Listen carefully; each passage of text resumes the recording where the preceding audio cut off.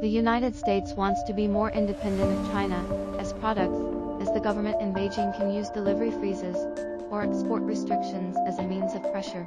The United States should further establish its leading position in the semiconductor field, crack down on China's chip industry, and establish so-called Chip4 alliance. This is one reason the US plans closer cooperation with Taiwan, Japan and South Korea. In addition, the new Chip4 alliance aims to improve the semiconductor supply chain.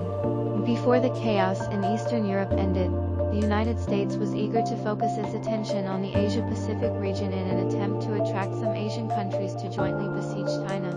With the recent behavior of the United States, we can clearly understand that this alliance is aimed at China, rule out Chinese market, oppressing China's high-tech industry.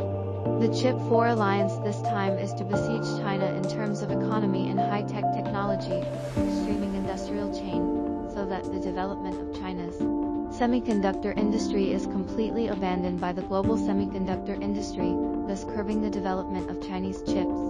No matter how much the United States filters and declares that this alliance will not be directed against China, everyone knows the purpose of the United States.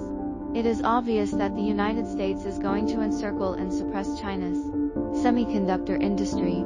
However, it is difficult to say whether it can be supported only by its enterprises.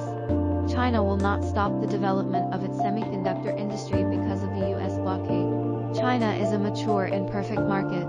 To exclude China from the semiconductor industry chain, building an immature industry chain is obviously against the economic law is not a wise option.